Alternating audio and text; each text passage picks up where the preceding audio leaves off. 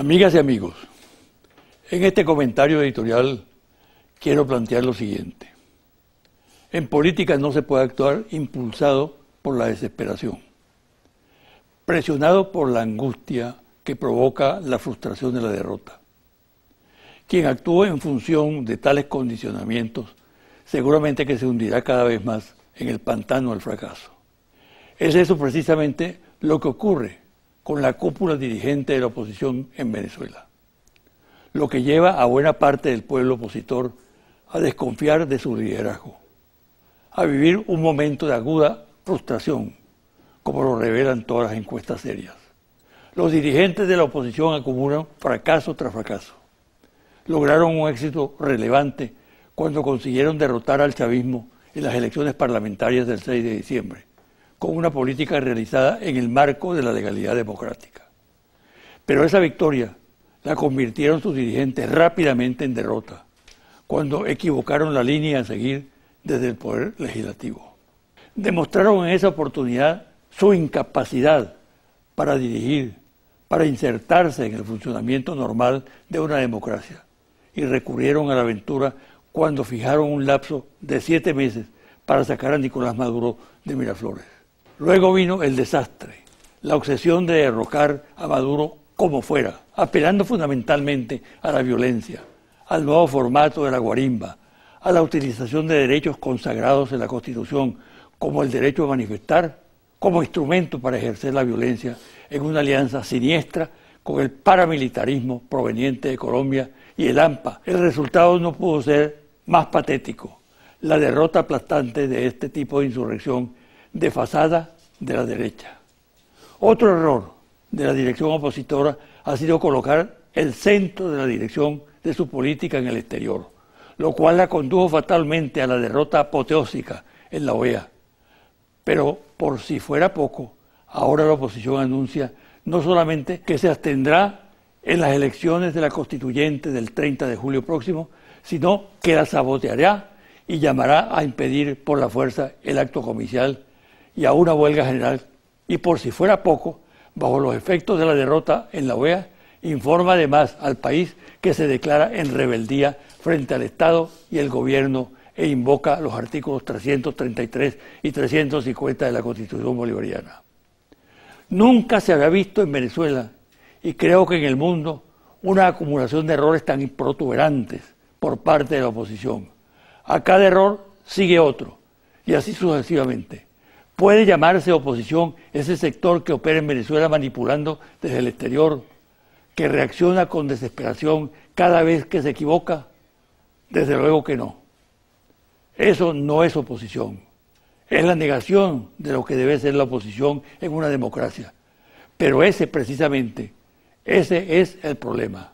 Que Venezuela carece de una oposición democrática seria, coherente, responsable, desafortunadamente, pero es así.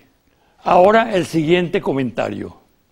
La actitud de la oposición ha llegado al límite de lo tolerable en una democracia. Es una oposición que actúa para derrocar un gobierno legítimo, electo por el pueblo. El derecho a manifestar ha sido escogido como instrumento para desatar un terrorismo que Venezuela nunca había vivido.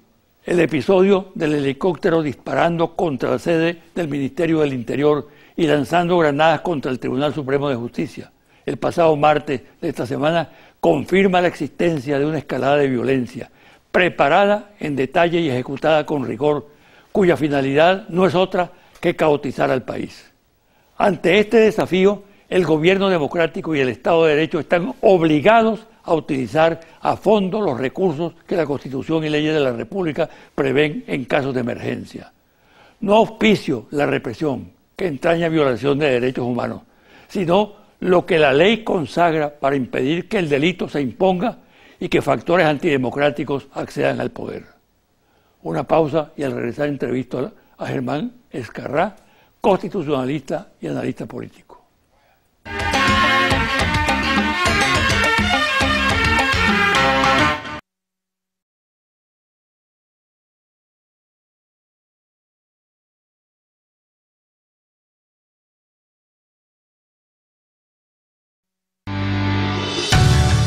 Estás viendo José Vicente Hoy.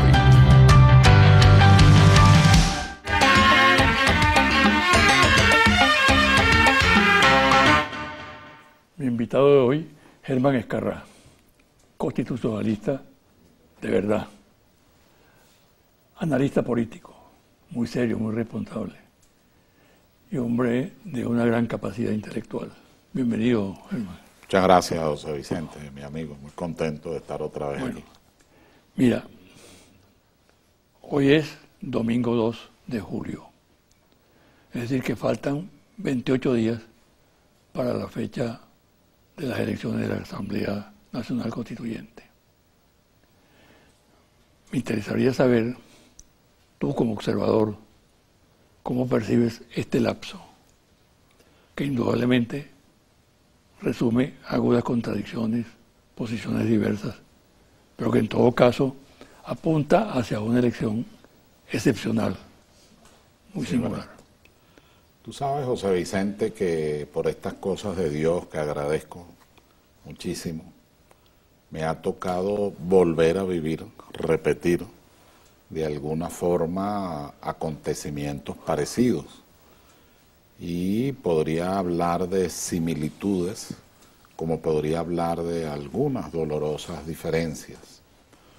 En el primer proceso constituyente convocado por el presidente Chávez, la verdad es que también hubo una situación de contradicciones, de debate, más o menos las mismas afirmaciones de deslegitimar la convocatoria constituyente, la asamblea constituyente, y más o menos los mismos errores de aquella oposición, negarse a participar. Al final fueron muy pocos los que participaron, y por supuesto en un ambiente distinto, sin lugar a dudas, pero el antagonismo a veces irreductible de algunos sectores es parecido.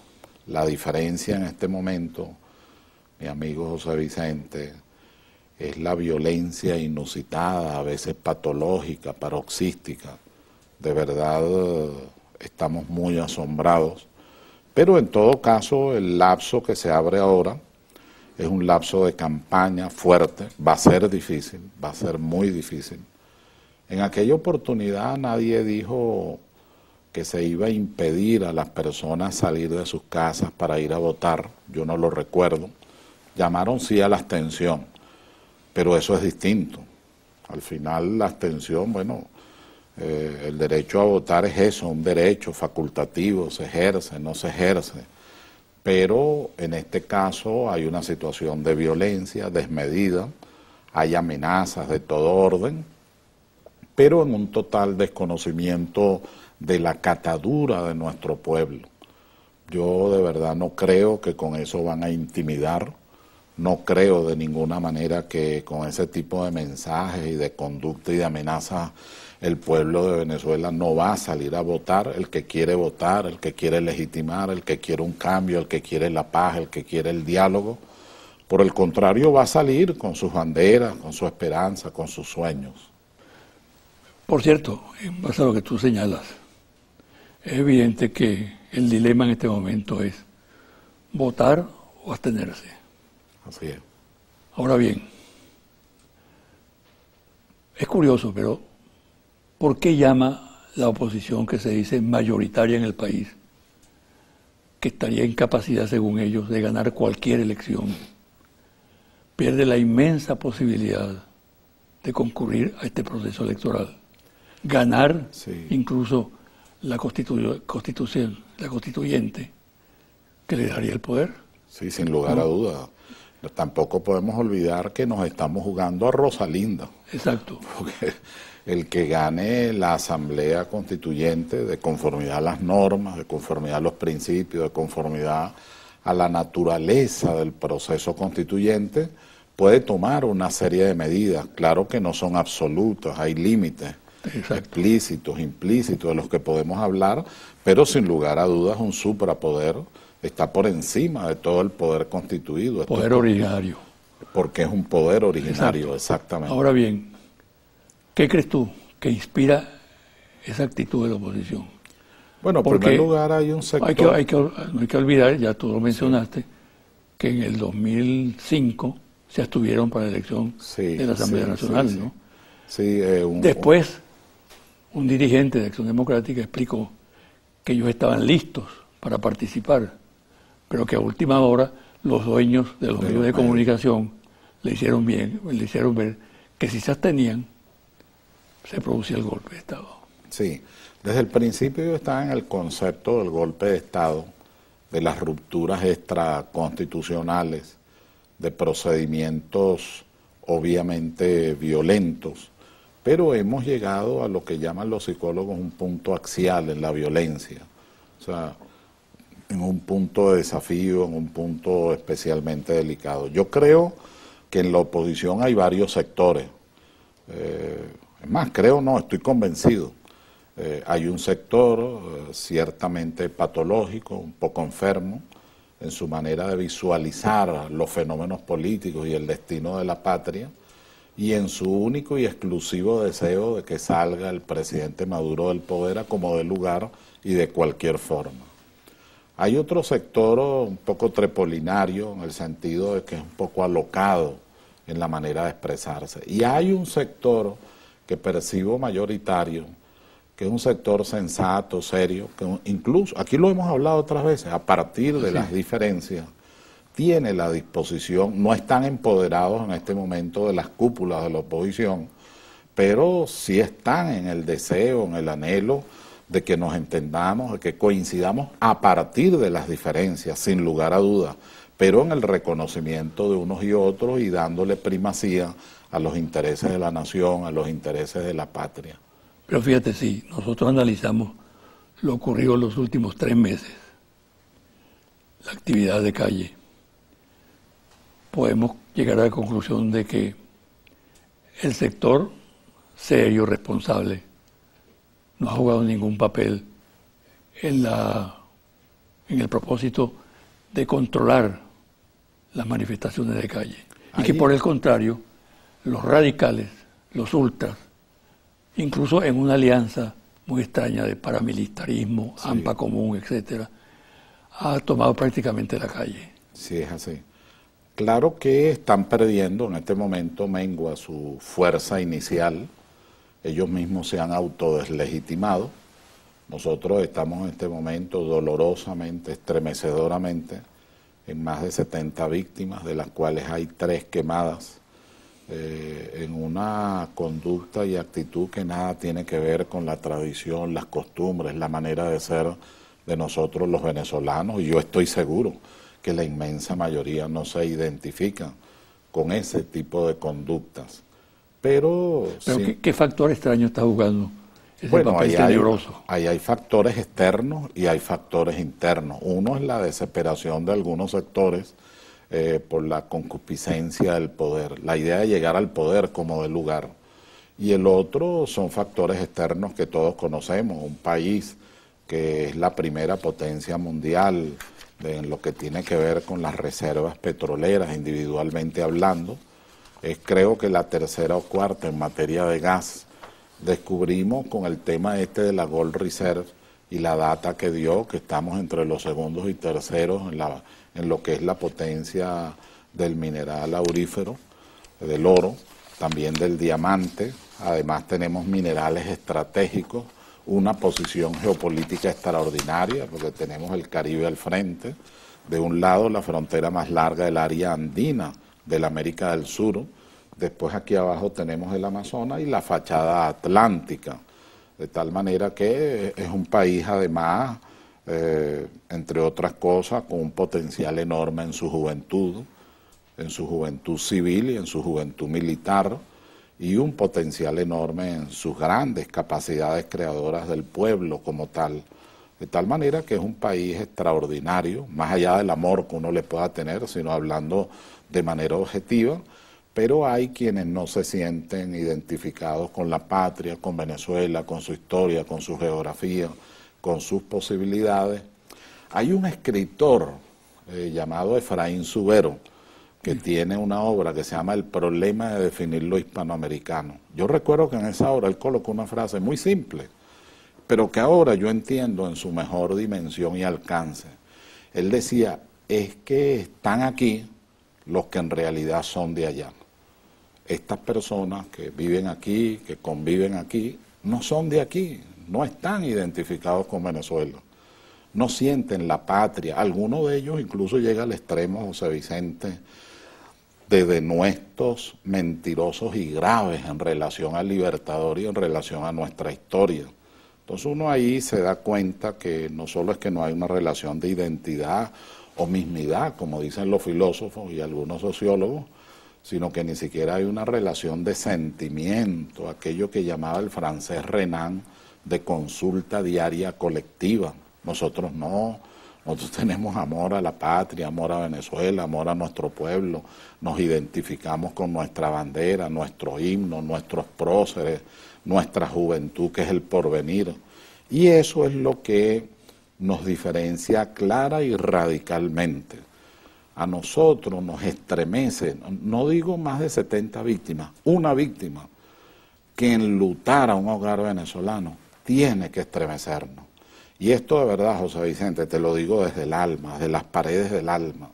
Esto no puede seguir, esto tiene que detenerse, esta locura.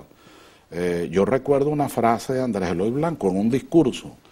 No estoy seguro si fue cuando él clausuró la constituyente del 47, empezó el 46 y terminó el 47, pero fue uno de esos discursos donde él dice, no podemos convertir a Venezuela en un hogar de hienas, tiene que ser un hogar de ciudadanía libre, capaz de convivir en tolerancia y en paz. Fíjate que esa referencia de Andrés Eloy y a ese periodo es perfectamente válida, porque han copado un espacio político las hienas. Sí, es verdad. Las hienas en este momento. Yo lo he recordado sí. Mucho, sinceramente. Mira, vamos a hacer una pausa. Con dolor.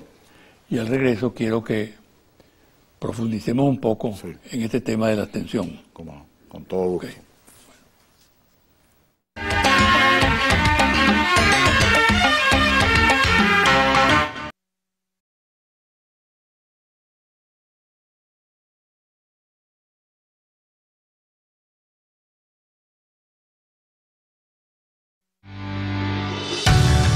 Estás viendo José Vicente Hoy.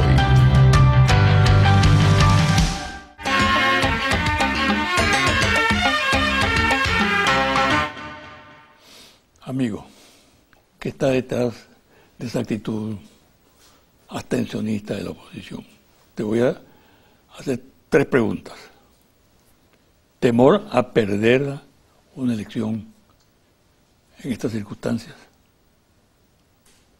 Bueno, yo personalmente creo, aun cuando ellos han dicho mucho, que son una gran mayoría, que no lo son tal. Yo recuerdo cuando ellos ganaron la Asamblea Nacional, que tú en este programa, en una actitud muy sensata, muy madura, como muy de consejo de estadista, les dijiste, oye, administren su triunfo. Claro. Piense bien lo que han logrado, trabajemos por el país en vez de estar en esa conducta. No hicieron caso de ese maravilloso consejo y por el contrario convirtieron la Asamblea Nacional en una especie de ring de boxeo y además en la búsqueda insolente, grosera, muchos de los actos protocolares de desconocer al presidente de la República. Yo todavía me acuerdo aquel discurso del entonces presidente de la Asamblea Nacional señalando que había que salir frente al presidente, que había que salir del presidente a como diera lugar, de una manera incivilizada, inculta, aparte de lo que es el Estado de Derecho, de lo que son nuestros principios y valores. Y el presidente también recuerdo que una actitud recia, de mucha resiedumbre, de mucha tolerancia, de mucho sentido cívico, aguantó aquella situación, a pesar de que había comenzado su discurso diciendo yo a usted lo reconozco como presidente de la Asamblea Nacional, y dio el discurso que correspondía. Correcto. De tal manera... ¿La oposición cree o no cree en la institución del sufragio? Bueno, hasta ahora ha demostrado que no cree. Hasta ahora lo que ha demostrado es que cree en una conducta tumultuaria, violenta, en el vericueto, en el atajo, en la salida vía el golpe de Estado en cualquiera de sus manifestaciones. Ellos, no olvidemos que hemos estado en presencia de diversas manifestaciones del golpe de Estado y en esta oportunidad acompañado de hechos de violencia in extremis, muy delicados. Yo creo que ellos no han revisado la historia, me parece. Cuando se habla en la historia por primera vez en la ciencia política, más que en el derecho constitucional del golpe de Estado, fue en el 18 Brumario. ¿Y qué es lo que dicen los estudiosos del tema? Bueno, fue un golpe bien organizado y mal ejecutado, porque al final el costo en vidas, el costo en sangre, fue muy alto para aquella Francia, y lo que se hizo fue retroceder en el proceso en el que venía avanzando la Asamblea Nacional Francesa. Eso por un lado. Me parece que ellos no han leído a Balzac en la obra sobre el príncipe, tampoco han leído, no Maquiavelo, sino Balzac, se llama así también El Príncipe, tampoco han leído a Gabriel Naudé, una obra de 1600 sobre el golpe de Estado, tampoco creo que han leído a los teóricos actuales sobre lo que es el golpe de Estado, y incluso agrego yo, parece que no han leído tampoco a la teoría del golpe de Estado de Malaparte. De Curcio Malaparte, exactamente. Para no cometer los errores que se cometen cuando hay un golpe de Estado. Sí, porque no olvidemos que la noción de golpe de Estado en su origen, Balzac, Gabriel Naudé, era cuando la autoridad máxima tomaba esa decisión por el bien común. Pero lo han convertido, el golpe de Estado después se convirtió, eso se debe más que todo a Napoleón Bonaparte, y después más actualmente a Pinochet, a Stroessner, a todos ellos. Aquí tenemos la experiencia del 11 de abril. Sí, así es, aquí el 11 de abril. Prácticamente el país ha vivido un estado de golpe de Estado permanente. Un estado permanente, y en el caso del presidente Maduro, de verdad, el esfuerzo inmenso que ha hecho ante tanta arremetida, tanto antagonismo, prácticamente con grandes dificultades para con esta violencia atípica en las calles. Sí, muy atípica, eso es la palabra clave, es atípica, y por no otro es una lado, violencia normal. Aventuras como la del helicóptero disparando contra el Tribunal Supremo de Justicia. Tú sabes ¿Cómo interpretas ese episodio en este contexto? Tú disculpa que me vaya a lo académico antes. En los estudios de terrorismo, en los estudios teóricos, hay lo que se llama el lobo solitario. Y el lobo solitario es aquel individuo o grupo de individuos, 5, 6, nunca es más de 8 personas o nunca ha ocurrido, que actúan por sí mismos. Siempre hay una relación, por supuesto, pero actúan por sí mismos en situaciones de extrema violencia. ¿Cuál es la causa de eso? Cuando se pierde el liderazgo, cuando se pierde la legitimidad, que es lo que en este momento está ocurriendo y es lo grave. Hay que llamar la atención del país en ese sentido. Sí, porque en la oposición los líderes de la oposición, un vacío. Exacto, ¿no? Hay un vacío y están perdiendo ya la conducción, no solo la estrategia, porque no hay exactamente una estrategia. Entonces insurgen los lobos solitarios. Surgen los lobos. Esto es un lobo solitario, este que tenemos ahorita, este personaje que ahora quieren convertir en una especie de héroe algunos medios de comunicación social irresponsables. Una pregunta. ¿Podrá la oposición sabotear el 30 de julio? Lo va a intentar, pero no va a poderlo.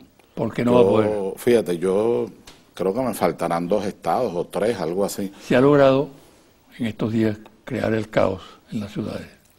Sí. Con la violencia callejera. Yo he recorrido varios de los estados, o la gran mayoría, y el entusiasmo es impresionante, cada vez más fuerte.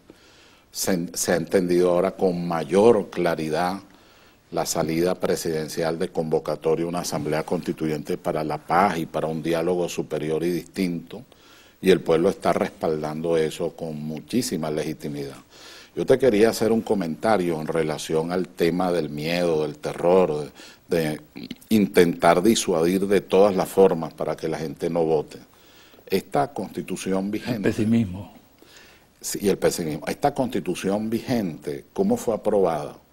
fue aprobada un 15 de diciembre por el pueblo de Venezuela en un momento en que estaba devastada la nación, no solo La Guaira, claro, sino estaban devastadas una serie de ciudades como producto de un fenómeno natural que teníamos años, muchísimos años, que no veíamos en Venezuela y con un costo doloroso en vida y muy lamentable. Sin embargo, el pueblo salió a votar, le dio legitimidad a la Constitución y le dio además su aporte mayoritario. Pero no solo eso, nosotros venimos de los bravos de Apure, de los bravos de Boyacá, de los bravos de Junín, de los bravos de Carabobo, de los que fueron de aquí al Condorcunca, y desde allí visualizaron la independencia de todo un continente. Nosotros somos hijos directos de ellos, y ahí no existe el miedo, existe la heroicidad, existe la convicción en la defensa de los principios y de los valores, y eso es lo que va a ocurrir con el pueblo de Venezuela, que no quiere ni el odio, por una parte, el odio social o el odio político, ni tampoco quiere la ausencia de paz, no quiere negar la paz, sino consolidarla, y no quiere la violencia. Ahora, si fracasa la abstención y el pueblo vota, y la oposición, por supuesto, queda fuera de la Asamblea Nacional Constituyente, ¿qué va a pasar con esa oposición? El día... ¿Cuál es tu diagnóstico? Ese día simplemente va a ocurrir lo que Ortega se explica en La rebelión de las masas, con mucha claridad, una sustitución generacional en el orden político. Porque hay algo que debemos saber, los líderes intermedios se inscribieron, y se inscribieron incluso algunos, estoy informado, en lugares muy salidores para ellos. De tal manera que nosotros vamos a tener ahí una presencia de la oposición, pero con caras distintas, sin lugar a dudas. Y eso es bueno, eso es plausible. Eso a mí, cuando yo tuve esa información, me contentó mucho, realmente. ¿Habría una renovación del liderazgo? Va a haber una renovación, sin lugar a dudas, del liderazgo. ¿Y los actuales dirigentes? De estos, porque acuérdate que el proceso constituyente en todas partes produce inmediatamente una nueva página de la historia. Generalmente las constituyentes se convocan en situaciones políticas graves. Nosotros hemos tenido 16 asambleas constituyentes, 12 reformas constitucionales, 2 enmiendas constitucionales y una reforma general de la Constitución que no se cumplió, o sea, no terminó, quedó en el Senado congelada. Y después, bueno, el proceso de 1999. Y el saldo al final es que era el producto, la necesidad, el deseo de buscar otras fórmulas, de reordenar las cosas, en su inmensa mayoría, no voy a decir que en todas las asambleas constituyentes, porque la del 53 no tuvo ese objeto, pero hay que reconocer que en la del 46, independientemente del golpe de Estado, de Acción Democrática y los militares, hubo un avance, al menos en el plano de la Constitución de derechos sociales, y un avance en el orden democrático, ¿no? Y algo que yo como venezolano agradeceré siempre, por primera vez entra el nombre de Simón Bolívar en una constitución venezolana. Después se repite en el 61 y después de manera muy amplia en la constitución del 99. Uno de los argumentos que dio el presidente Maduro para convocar la constituyente es que en el escenario actual el diálogo estaba muerto. Sí, sí, es verdad. No había posibilidad de que prosperara. Eso y que a partir de la constituyente se conformará un ambiente que permitirá el diálogo. ¿Tú crees que realmente que hay posibilidades de adelantar la política de diálogo en forma audaz y con mejores condiciones? No, en la que tú has persistido, pero desde tiempo inmemorial, y has elaborado su doctrina y has hablado permanentemente de eso cuando nadie hablaba de la necesidad del diálogo para la paz. Pero te quería comentar algo. Yo creo que tú y yo nunca habíamos estado en una posición, digo tú y yo, pues estábamos los dos en eso, un honor para mí, no en una cosa tan breve como esa propuesta del presidente el 19 de abril. Tú estabas allí, yo también, cuando el presidente dice, bueno, señores, abro mis manos, vamos al diálogo, pero ya casi cansado, vamos al diálogo, pues. Y voy a hacer lo siguiente, ratifico a los que están en el proceso de diálogo de parte del gobierno y voy a nombrar a José Vicente Rangel y a Germán Escarrá. o sea, un ícono moral en el orden de los derechos humanos en Venezuela y un honor para mí. Bueno, y nosotros no duramos ni 24 horas en esa posición, porque la respuesta fue desastrosa e inmediatamente se desató la violencia. El presidente no le quedó otro camino que decir, bueno, se agotó toda forma institucional de buscar el diálogo. Se buscaron 3 expresidentes, se buscó que participara UNASUR, se buscó que participara una serie de organismos de derechos humanos, se buscó también que participara el Papa, quien nombró un nuncio apostólico, creo que era el de Argentina, lo nombró para que él llevara adelante esto. Y al final no se pudo avanzar el diálogo, y más grave aún, en la carta que el Papa Francisco dirige a la conferencia episcopal, eso le molestó a alguna gente, el Papa dice, oye, pero por favor cumplan los compromisos, me duele el pueblo de Venezuela, porque lo que nos informamos todos es que los acuerdos a los que se habían llegado no los cumplieron. Entonces, frente a eso que queda, bueno, buscar un diálogo superior. ¿Cuál es la vía de cuál sería ese diálogo superior? Una situación donde los dialogantes no los escoge el gobierno ni la Mesa de la Unidad, sino directamente el pueblo de Venezuela. Es decir, un proceso constituyente. ¿Sí le ves posibilidades entonces al diálogo? Yo sí le veo grandes posibilidades, sin lugar a dudas. Y además tenemos muchas cosas que hacer juntos. Nosotros no tenemos por qué ir al combate cuerpo a cuerpo entre hermanos, entre familias. No tenemos por qué hacer eso. Nosotros tenemos que llamar a la paz, a la reconciliación, pero por supuesto en el reconocimiento, en el respeto, en el cauce de la constitucionalidad. Fíjate, José Vicente, después de la Constitución de 1811, han transcurrido hasta 1999, han ocurrido 27 constituciones. Algunos dicen 26 y un estatuto constitucional. De esas 27 constituciones, la de 1811 tiene una gran fuerza de legitimidad, pero la única aprobada por la voluntad popular, por el ejercicio directo de la soberanía en nuestra historia, es la de 1999. Bueno, lo único que se pide, ¿qué más valor? ¿Qué más legitimidad? Bueno, lo único que se pide es que desarrollemos nuestra actividad política encuadrada en los principios y valores de la constitucionalidad en Venezuela. Comparto lo que dices, amigo. Gracias. Mi amigo, gracias. Estamos en una misma causa. Sí, bueno, te acuerdas, ¿no? Hace más de un año creo que fue, sí, que tú planteaste aquí el diálogo como instrumento para la paz.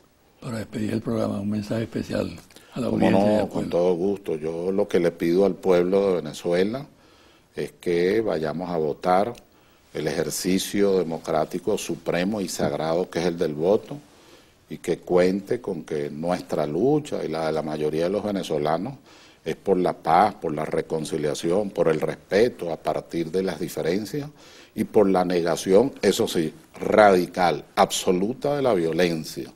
No se puede seguir enlutando al pueblo de Venezuela. Eso sí es verdad que son delitos de lesa humanidad, y en ese sentido tiene que haber una responsabilidad no solo histórica, sino también jurídica. En ese sentido yo llamo a la paz, a la concordia, al encuentro, y que todos juntos hagamos un esfuerzo por mejorar las cosas en Venezuela y ayudar a los más frágiles, a los más pobres, a los del sermón de la montaña de nuestro Señor Jesucristo. Muchas gracias. Gracias. Y mucha suerte. Gracias, hermano. Gracias, de verdad, gracias. Una pausa y al regresar, los confidenciales.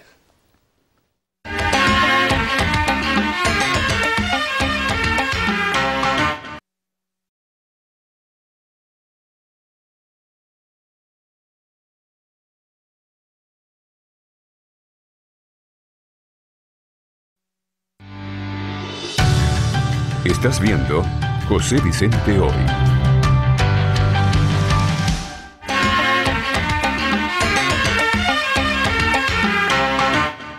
Y ahora los confidenciales. Pocas veces se había dado una derrota tan contundente de los Estados Unidos en el seno de la ONU y la OEA, como la que le propinó Venezuela recientemente, con motivo del debate sobre la situación en el país.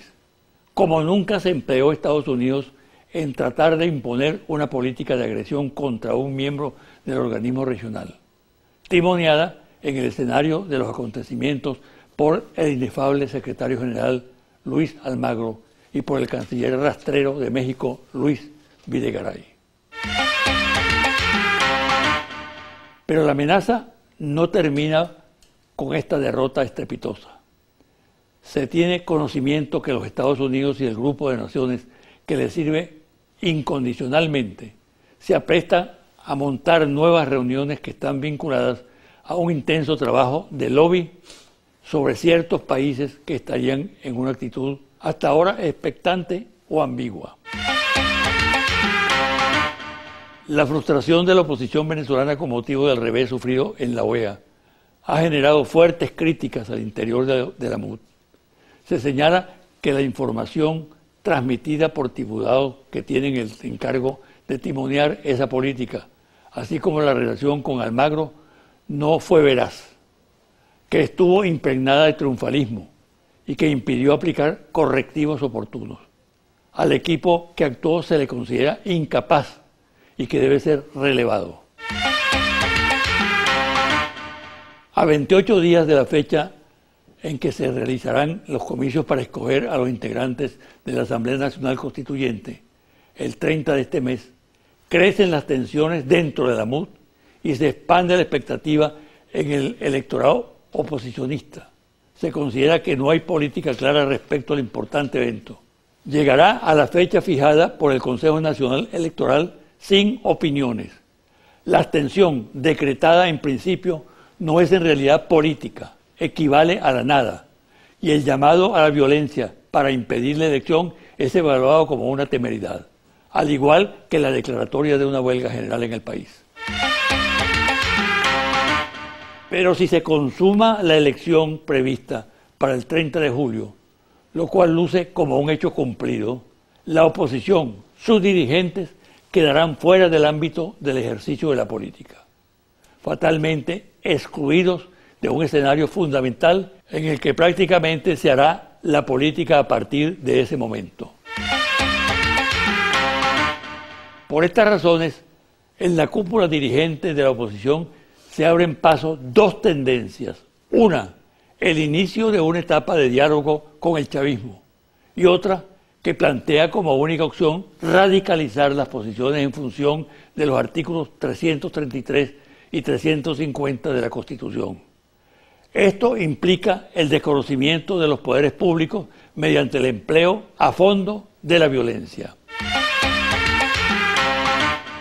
Por el conocimiento que tiene el gobierno de la actitud radical de un sector de la oposición y de la disposición a efectuar acciones de extrema violencia, existe una evaluación sobre los posibles desarrollos de la situación que contempla medidas de emergencia y el apresto militar correspondiente, así como de los organismos de seguridad e inteligencia del Estado. También se prevé la movilización a fondo del chavismo en la calle para contrarrestar acciones extremas que puedan llevar a cabo la derecha y agentes provocadores de agencias de inteligencia norteamericanas que ya han sido detectadas. El actual secretario de Estado del gobierno de Donald Trump, Rex W.